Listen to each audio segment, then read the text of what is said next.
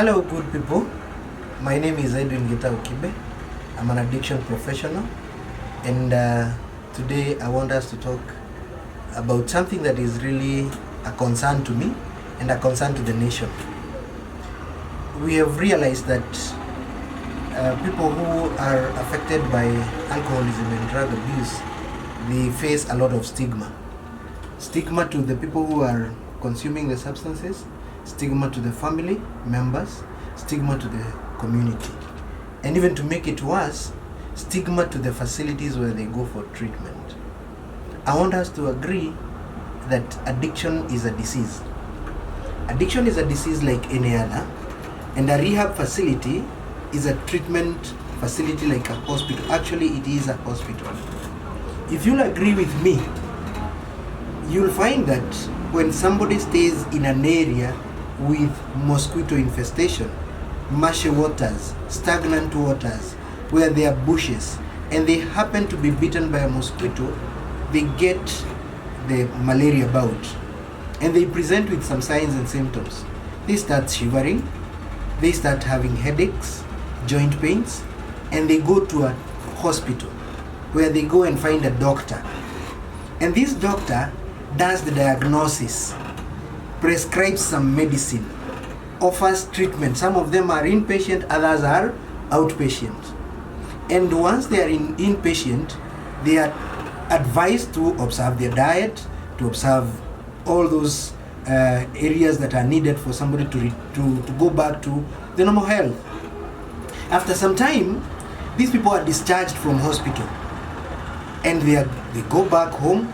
They are fed, they are well fed, and then everything goes back to normal.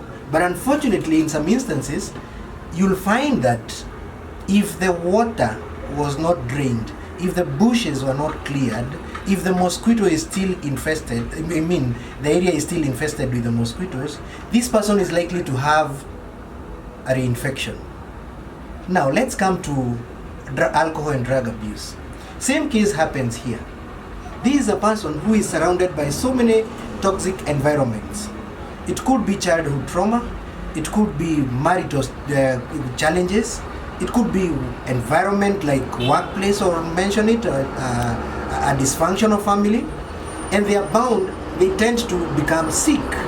Now, I want us to look at some of the similarities. I want us to compare these two incidents, because somebody with alcohol, drug, and substance abuse, we say he is a sick person, because addiction is a disease, and a rehab facility is a hospital. This person, due to various reasons, it could be frustrations along his life, it could be conflicts in the family, it could be childhood traumas, it could be even having some mental condition, mental disorders. This person presents with signs and symptoms. And that's why we have treatment facilities, a rehab facility, where they go through a lot of screening and assessment. And once the screening and assessment is done, the psychiatric doctor or a psychologist or an addiction professional comes up with a treatment plan and prescribes, this is the plan that we are going to use for us to attain recovery. And this person is then, depending on how he is presenting, is either an outpatient, somebody who comes on daily basis, or becomes a resident patient, an inpatient. Now, with time, we prefer, in most cases, we recommend a 90 days program. This person attains, or rather, his life is restored. He goes back to the normal life after the 90 days. After going through a number of therapies. And you'll find that they go back to normal life. But in some instances, you'll find these people who have come out of rehab, there are chances of relapsing. And this relapse is what we are comparing with reinfection. Can we stop stigma about addiction? Can we stop stigma about rehab facilities? Rehab ni ya wenda wazimu. Rehab ni ya watu wabaya. Rehab watu enda kudungwa mashindano. Rehab sijui nini. I'm a product of a rehab. And in this case, that's why I am calling myself an ambassador to campaign for or to advocate for people who are suffering with alcohol and drug abuse, and substances and also mental health conditions? Can we stop stigma? What happens in a treatment facility? What goes on in a treatment facility? In a treatment facility, the treatment begins at the entrance where you find the security person. And these people, they welcome you. Now, I want to demystify the myth about treatment facilities, which we call rehabs. I want to demystify and say you're welcomed like any other hospital. And once you're welcomed into the facility, the normal procedure takes on. The biodata is taken. Then we do a lot of, we do screening. We screen where we try to identify, after taking the biodata, we do the screening, and after screening, we do the assessment. What is this all about? In screening, we are taking the vitals. Could this person be suffering from other medical condition? Could this person be having high blood pressure or high blood sugar, the blood sugar levels? We look whether this person could be having tuberculosis. These are the initial stages. Then we go to the assessment, where we gather information about the family, we gather information about where he's been working, we gather what could be the information. Then after all that is when now we sit down as a team of a psychiatric doctor, a team comprising of a psychiatric doctor, a counselor, an addiction professional, a medical doctor, a spiritual therapist, a nutritionist.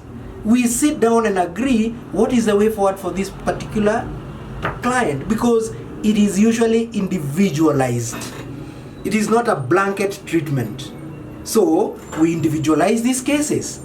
And this person, after now the admission process, we give him around 2 to 3 days to stabilize, or rather to acclimatize. It may go even for a longer period than that, depending on the presenting cases of this client. And now, this is where the treatment now begins. But before we go to the treatment, it is very, very important for members of the public to know that the exit planning of this client, this patient who you've brought, should start immediately when he is admitted, because he'll be there for only 90 days.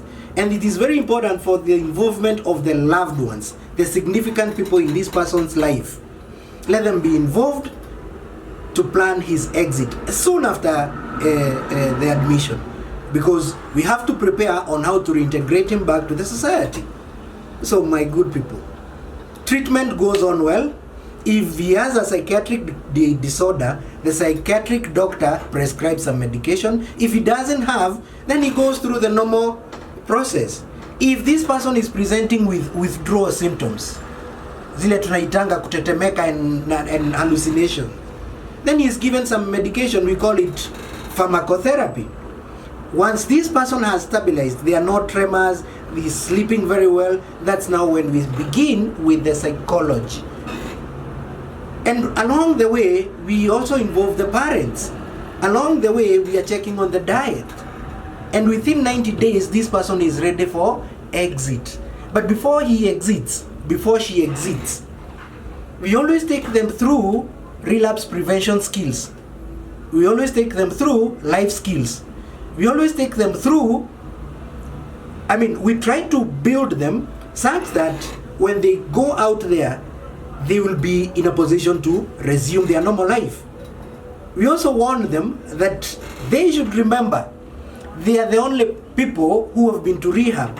Those people out there, they have not been to rehab. So there is a likelihood, if you don't have good foundation, there is a likelihood that you're going to relapse.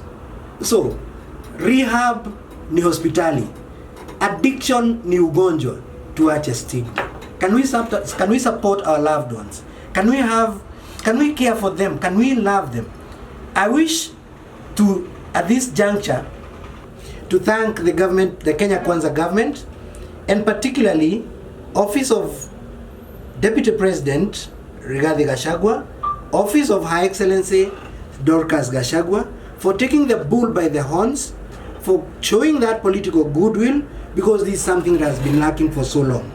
When we become truthful, when we become honest, when we embrace that addiction is a disease, I really want to appreciate Madam Dorcas, because she has taken the initiative. We have also seen in other sub-counties, the Kiambu women rep, Madam Waburadha, you're doing a commendable job. At the same time, I want to appreciate the teamwork shown by the treatment facilities. Thank you guys for keeping up the standards.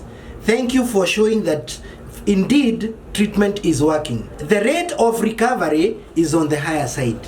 Let's hold on. These people are relying on us. Their lives are in our hands. Can we take proper care of them?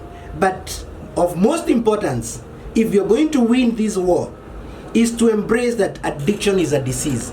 Can we stop stigma? Can we appreciate that it is a disease like any other? And if we do that, the parents will love their children, the spouses will love their loved ones, and we are going to live a happy, happy life. Let's fight this together. We have to exit from the past to create a century. It would be unfair not to mention that we have associations of professionals in mental health. We have Addiction Prevention Rehabilitation Association of Kenya. That's an umbrella association for persons, for rehabilitation facilities, for treatment facilities here in Kenya. And we encourage all members to be under this umbrella. At the same time, we have Kenya Counseling and Psychological Association. These associations, they professionalize the industry so that we get rid of the quacks. It's also very important to appreciate that we have an arm of National Authority for the Campaign Against Drugs Abuse, which is NACADA. If we can join hands with the religious institutions too, this battle we are going to win. Thank you for watching.